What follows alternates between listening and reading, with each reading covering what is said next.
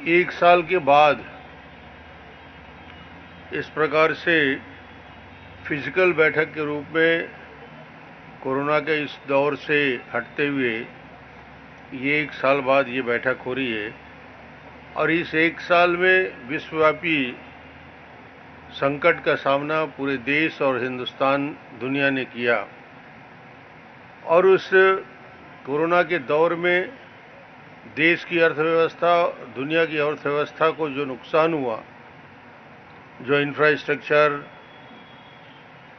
और जो खास तौर से मध्यम और छोटे उद्योगों को नुकसान हुआ, मजदूरों का पलायन हुआ, इकोनॉमी में गिरावट आई, मगर उससे बड़ी चुनौती हिंदुस्तान के लिए था कि क्या भारत इस चुनौती को संभाल लेगा, क्योंकि यहाँ हेल्थ इंफ्रास्ट्रक्चर बहुत कमज़ोर है, 130 करोड़ की आबादी है। मगर आज राजनीतिक प्रस्ताव के रूप में हमने माननीय मोदी जी को सजग, संवेदनशील, संकल्पवान, यशस्वी और दूरदर्शी प्रधानमंत्री के रूप में उन्हें धन्यवाद दिया कि इस चुनौती के साथ साथ भारत न केवल कोविड से सफलतापूर्वक अभियान चलाता रहा, बल्कि दुनिया के सामने भारत को एक बेहतर तरीके से कोविड से निपटने के लिए क्या काम हो सकता है, ये सरकार ने मोदी जी के नेतृत्व में करके दिखाया। क्योंकि संपूर्ण 24 मार्च के लॉकडाउन के बाद जो स्थिति बिगड़ी और स्थिति को संभालने का काम मोदी जी ने साफ तौर पे, खास तौर से जो मुद्रास्फीति में जो गिरावट आई, उन्होंने तुरंत लॉकडाउन के 48 घंटे के अंदर ही 2,76,000 करोड़ का पैकेज, जिसमें पलायन करने वाले मजदूर और गरीबों के लिए 80 करोड़ लोगों के लिए अनाज और दाल की व्यवस्था, 8 करोड़ मजदूरों के लिए सिलेंडर की व्यवस्था, 20 करोड़ महिलाओं के लिए जनधन खाते और उसके साथ ही साथ 2020 के मजदूरों के लिए 1 लाख करोड़ के कृषि इंफ्रास्ट्रक्चर, इन मुद्दों पे न केवल तत्काल राहत दिलाई, बल्कि उस समय तक न वेंटिलेटर थे पर्याप्त मात्रा में, न ऑक्सीजन सिलेंडर थे, न टेस्टिंग किट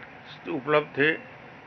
इन सभी को समय रहते पीपीई किट की उपलब्धता और उसके साथ ही साथ स्थायी और अस्थायी कोविड हॉस्पिटल की तैयारी, ये सब मोदी जी की उसी कल्पना का नतीजा है जो उन्होंने 2014 में मुख्य प्रधानमंत्री बनते ही सबसे पहले कहा था कि मेरी सरकार गरीब कल्याण के लिए समर्पित सरकार है और उनकी सारी कार्य योजना गरीबों के लिए।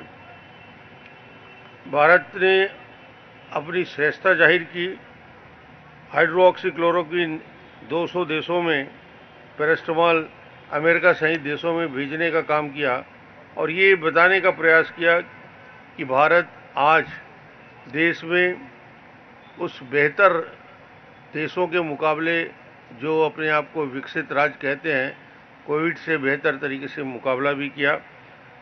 सेवा के संकल्प में संगठन को गतिशील करने का काम माननीय प्रधानमंत्री जी ने किया। हमने साथ साथ सेवा भाव, संतुलन, संयम, समन्वय, सकारात्मक सद्भाव और संवाद के मंत्र के साथ सेवाई संगठन में 22 करोड़ से अधिक लोगों को खाने की व्यवस्था, संगठन के माध्यम से 4.5 करोड़ लोगों को फेस मास्क और 5.40 से अधिक कार्यकर्ताओं को, बुजुर्ग कार्यकर्ताओं को समर्पित भाव से सेवा करने का काम किया। कोविड के हमारे वैज्ञानिकों के मेहनत की बदौलत भारत ने 2 वैक्सीन तैयार करने में सफलता हासिल की। आज दुनिया के 17 देशों को भारत वैक्सीन भी दे रहा है और टीकाकरण में भी हिंदुस्तान 1 करोड़ का लक्ष्य लेके 34 दिन में पूरा किया, जबकि यूके ने 56 डेज में किया। आत्मनिर्भर भारत, और इस आत्मनिर्भर भारत में 20 लाख करोड़ का पैकेज जिसमें इकोनॉमी, इंफ्रास्ट्रक्चर, सिस्टम और डेमोग्राफी और डिमांड की आधारित कार्य योजना को स्वीकृत किया। वोकल फॉर लोकल की भावना को आगे बढ़ाते हुए देश के निर्मित चीज़ों का उत्पादन वैश्विक बाजार में अपने आप को स्थापित करने का काम किया। प्रधानमंत्री जी के नेतृत्व में जो अभी एक साल में जो महत्वपूर्ण निर्णय लिए गए, जो विधायी कानून बने, नए सुधार हुए, कृषि कानून, नई शिक्षा नीति, स्वामित्व योजना, सार्वजनिक बैंक का विलय और वित्तीय अनियमितता पर अंकुश जैसे अनेक सुधारवादी कदम उठाए। श्रम कानून की जरूरत थी जो लंबे समय से चल रहा था। वैश्विक बाजार में अनेक बदलाव की दृष्टि से भारत ने निवेश आकर्षित करने के लिहाज से श्रम कानून बदला।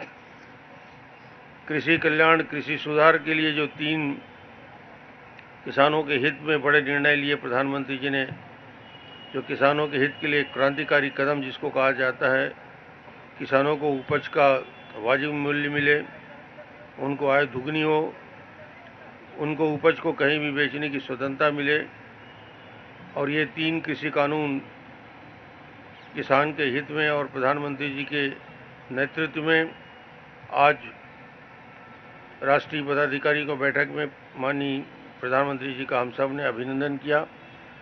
स्वामित्व योजना, प्रधानमंत्री जी ने एक बहुत महत्वपूर्ण निर्णय लिए। गांव में आवासीय संपत्ति का अभिलेख कहीं नहीं होता। ग्रामीण क्षेत्र के बारे में मैं आपको बता दूं कि वहाँ पूरा का पूरा आवासीय अभिलेख रहता है, एक ही खसरे में रहता है। व्यक्ति को इंडिविजुअल अपने आवासीय संपत्ति का अभिलेख चाहिए तो नहीं मिलता। पहली बार देश में हो रहा है कि आवासीय संपत्ति का अभिलेख सबको गांव में उपलब्ध होगा। और वैसे ही नई शिक्षा नीति जो माननीय प्रधानमंत्री जी ने लाया है, और उससे महत्वपूर्ण जो सर्वस्पर्शी समावेशी बजट, और इस बजट को देश और दुनिया में जिस प्रकार स्वागत किया गया, यह बजट नए दशक के आत्मनिर्भर भारत की सुदृढ़ आधारशिला का शिलापट, ये एक प्रकार से विकास की अधोसंरचना के साथ साथ देश को विकसित आधारभूत अधिसंरचना, रोजगार के नए अवसर प्रदान करने वाला, रोजगार के अवसर सृजन करने वाला बजट से लेकर सुरक्षा में आर्थिक बुनियाद को मजबूत करने वाला, इस बजट का असर गांव, गरीब, किसान, महिला, युवा, कारोबारी और भारत को आत्मनिर्भर बनाने के लिए एक महत्वपूर्ण बजट के रूप में इसको देखा गया। सार्वजनिक क्षेत्र के 10 बैंकों का विलय और 10 बैंकों को 4 बैंक बनाने की निर्णय लिया गया। इसके साथ ही साथ सबल राष्ट्र और स्पष्ट नीति, प्रधानमंत्री जी के नेतृत्व में भारत ने अपनी वैश्विक नीति के उसी कथन को चरितार्थ किया। भारत किसी से ना आंख झुकाकर बात करेगा, ना आंख उठाकर बात करेगा, बल्कि आंख मिला के बात करेगा। चीन के साथ पैदा हुई स्थिति में भारत की दृष्टिकोण स्पष्ट रहा है। राजनीतिक दृष्टि से चर्चा हुई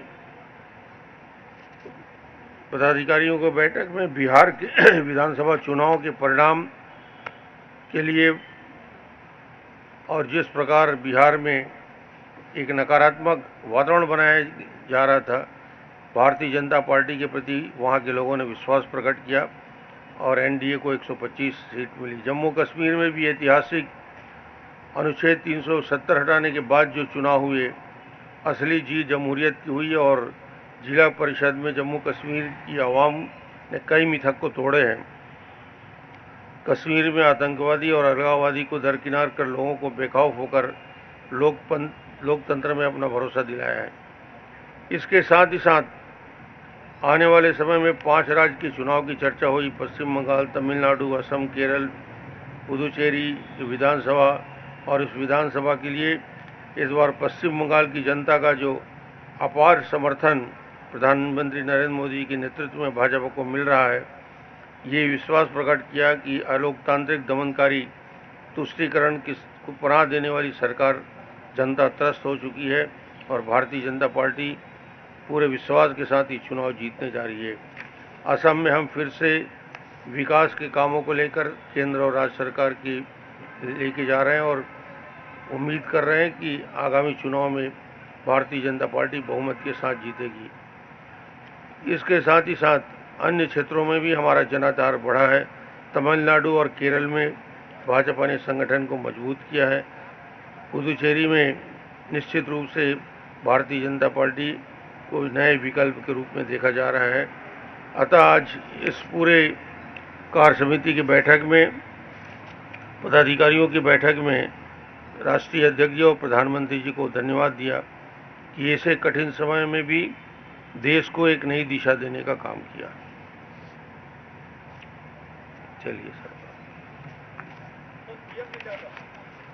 यदि इस विषय में अभी जो हम लोगों ने प्रस्ताव पारित किया है, इससे संदर्भित कोई प्रश्न है तो आप। अभी तक एक प्रस्ताव आया है, कृषि प्रस्ताव। कृषि के प्रस्ताव पे ही बातचीत हो रही है।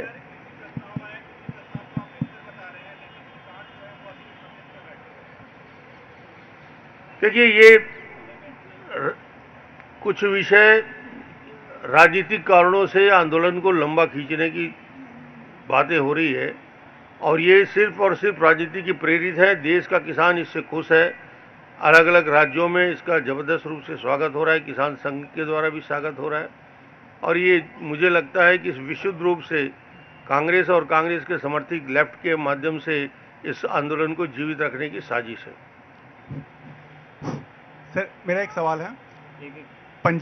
पंजाब के सीएम ने हाल में ही कहा है कि जिस तरह से गवर्नमेंट फार्मर्स एसोसिएशन को डील कर रही है, इससे जिस तरह से कश्मीर एक डिस्टर्ब स्टेट है, उसी तरह से पंजाब भी डिस्टर्ब स्टेट हो जाएगा and this will suit the interest of Pakistan and China. So whether government is aware of it and whether party favours which stand on it. बिल्कुल, देखिए, सरकार को और सरकार में इन मुद्दों को देखने वाले लोग और ख़ासतौर से केंद्रीय नेतृत्व इस बात की गंभीरता को भी समझता है और वो सारे पक्षों से बात लगातार जारी है। आपने बयान 2 दिन पहले ही पढ़ा होगा कृषि मंत्री का। उसके पहले उन्होंने कहा कि रास्ते बातचीत के बंद नहीं हुए, कोई भी बातचीत करना चाहेगा, कृषि मंत्री हमेशा तैयार है और किसी भी फोरम में किसी भी मुद्दे को लेकर बात कर सकते हैं। हमने उस मामले को, पंजाब के किसानों की दिक्कत को भी या पूरे देश के किसान की मुद्दे को गंभीरता से लिया है। आज मुद्दा है कृषि बिल में दिक्कत कौन सा है, उस विषय को लेकर डिस्कशन में आए, उसमें क्या कमियां हैं उसको लेकर आए, उसमें क्या परिवर्तन और संशोधन होता है उसमें आकर बात करें। सिर्फ एक जिद यदि रहेगी कि इस कानून को वापस ले लिया जाए तो उसको कुछ बताए तो क्यों वापस लिया जाए। Thank you. एक एक करके हाँ बताइए संजय। प्लीज, मेरा आग्रह है, यह संवाददाता सम्मेलन सिर्फ और सिर्फ आज की इस बैठक से संदर्भित है। मारिया शकील, मेरी बात तो सुन लीजिए, मैंने निवेदन किया है आपसे। मारिया शकील,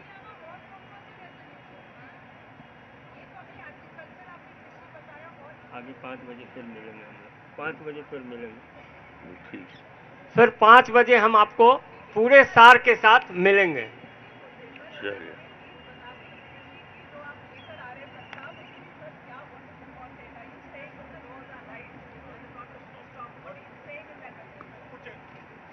और ये ऐसा भी कुछ संदेश है पार्टी के हाईकमान की तरफ से कि जनता के बीच में जाना है, कोई रैली या कैंपेन का भी है फार्म लॉस के ऊपर? जनता के बीच तो लगातार जा रहे हैं, उसमें कोई रोक थोड़ी है। जनता के बीच कार्यकर्ता जा रहे हैं और समझाने का हर जगह प्रयास हो रहा है और हर जगह हम बातचीत के लिए तैयार हैं। इसमें कहीं कोई रुकावट कहाँ है। चलिए।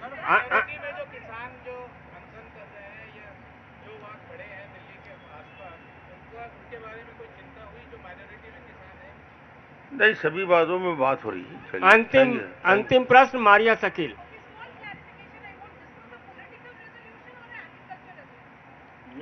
राजनीतिक प्रस्ताव, एग्रीकल्चर प्रस्ताव, ये कृषि प्रस्ताव है और पुनः आपसे मिलेंगे हम। शाम तक फिर मिलने वाले हैं। बहुत बहुत धन्यवाद। चलिए।